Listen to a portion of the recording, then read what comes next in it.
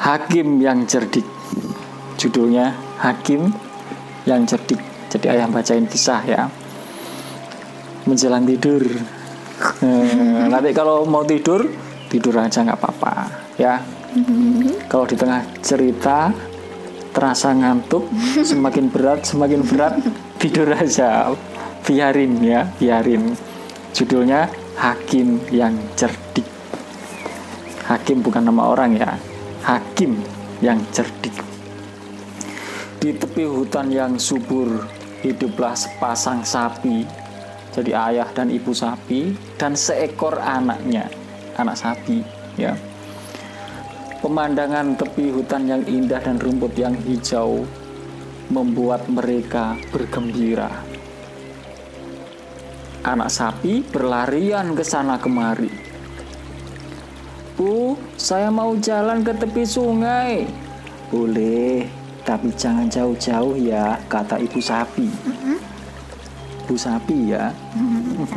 Panggilannya Bu sapi. Ibu sapi. Iya bu. Sapi muda berjalan ke tepi sungai. Ia melihat berbagai hewan kecil di sekitar sungai. Hatinya merasa senang saat melihat katak berloncatan ke sana kemari. Nah, tak terasa ia sudah sangat jauh meninggalkan tempat kedua orang tuanya. Tolong! Tiba-tiba ia mendengar suara merintih. Di depan sana ada seekor buaya sedang tertindih pohon yang patah. Tolonglah aku! Rintih buaya dengan suara memelas. Kau ini kenapa, Pak Buaya? Tanya sapi sambil mendekat. Aduh, sapi yang baik. Sudah 2 hari aku tertindih kayu besar ini. Siapa yang menindihmu, Pak Buaya?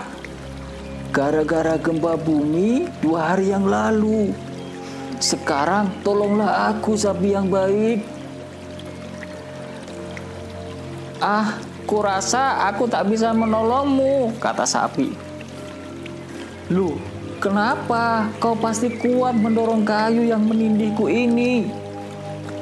Kuat sih kuat, tapi kenapa? Kata buaya begitu. Sapi teringat akan pesan ibunya bahwa bangsa buaya tidak bisa dipercaya. Mereka licik sekali, suka makan daging hewan lainnya. Tidak, aku tidak akan menolongmu, kata sapi. Kalau kau kutolong, jangan-jangan nanti kau akan memangsaku. Jangan khawatir, aku tidak akan melukaimu. Tidak, aku tak bisa mempercayaimu. Oh, sapi yang baik, apakah kau tidak kasihan padaku? Sudah 2 hari aku tersiksa begini, tak bisa makan dan tak bisa minum, dada terasa sesak. Gitu kata buaya. Tapi kau binatang jahat, potong sapi. Oh, sapi yang baik, itu kan dulu. Setelah tertindih kayu begini, aku sadar bahwa aku memerlukan hewan lain. Maka sekarang aku bertobat. Tidak akan memakan hewan lain kecuali hewan itu telah mati sendiri. Aku tobat, tolonglah aku. Gitu kata buaya. Rayuan buaya sembari mengeluarkan air mata. Sapi muda terpengaruh. Lama-lama ia merasa kasihan juga. Baiklah, aku akan menolongmu, tapi janji ya, jangan mencelakakanku. Iya, aku janji, percayalah. Lalu sapi berusaha mendorong kayu itu sekuat tangannya, sekuat tenaganya.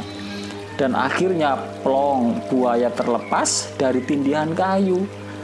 Tapi astaga, begitu terlepas dari tindihan kayu, buaya itu langsung meloncat ke punggung sapi dan menerkam punuk sapi. Aduh, pekik sapi kesakitan. Kenapa kau menggigit punukku? Loh, aku kan sudah minta tolong kepadamu bahwa aku tertindih kayu selama 2 hari, tidak makan dan tidak minum. Sekarang kau harus menolongku bebas dari rasa haus dan lapar. Dengan memakan dagingku, tukar sapi.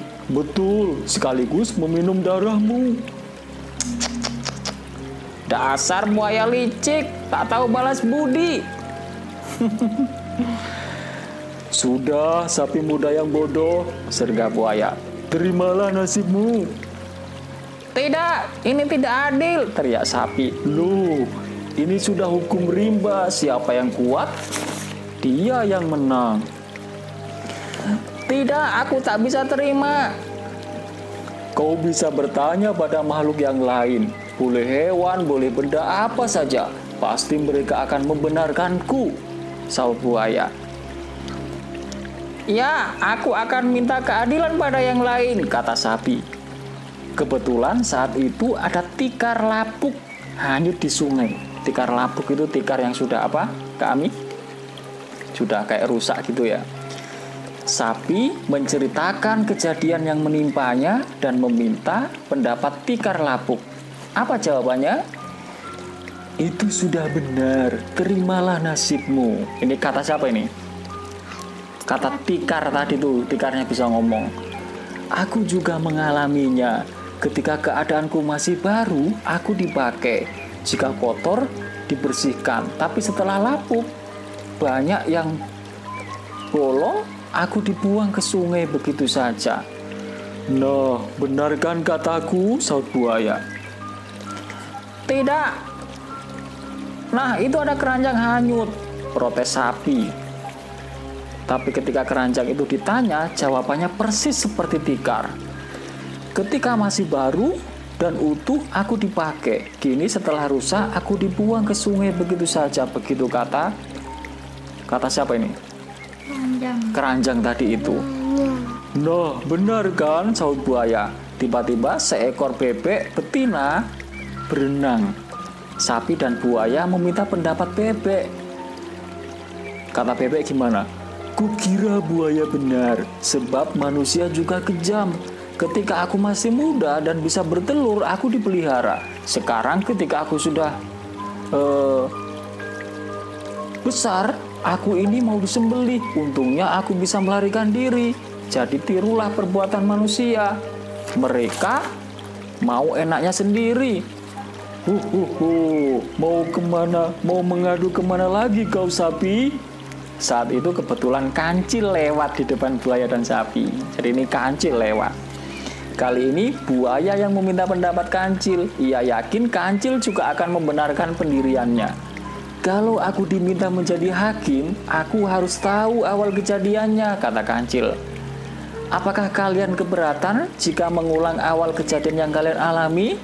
Kancil bilang begitu. Tidak, aku tidak keberatan. Itu sahut siapa? Sapi. Tidak, aku tidak keberatan, kata buaya. Maka dilakukanlah pengulangan itu. Buaya kembali ke tempatnya semula.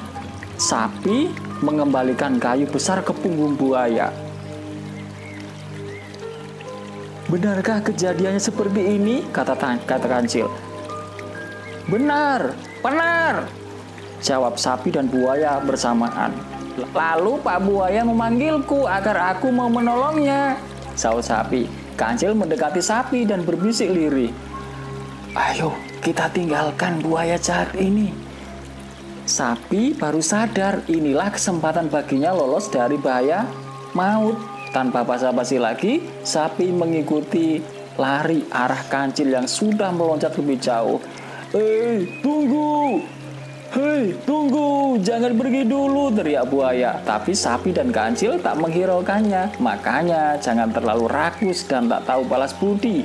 Akibatnya bisa celaka sendiri. Nah, menarik ya ceritanya ya. Apa pelajarannya? Pelajarannya apa? Nasihatnya apa? Ada nasihat apa? Nggak boleh. Nggak boleh? Rakus. Nggak boleh. Terus? Sombong. Nggak boleh sombong. Terus? Harus. Apalagi yang sangat penting? Harus apa? Harus tahu atau mengerti balas budi, harus mengerti berterima kasih. Jadi apa yang diekspresikan oleh buaya itu kalau orang Jawa bilang ditolong mentung. Ya, apa itu? Ditolong mentung. Sudah ditolong, nggak mau berterima kasih, malah menggigit. Yang menolong malah mau digigit, gitu kan ya? Nah, jadi kita bisa mengambil pelajaran dari cerita ini. Kita harus pandai berterima kasih, membalas budi, membalas kebaikan orang lain, ya. Selamat belajar dan salam sukses sejati.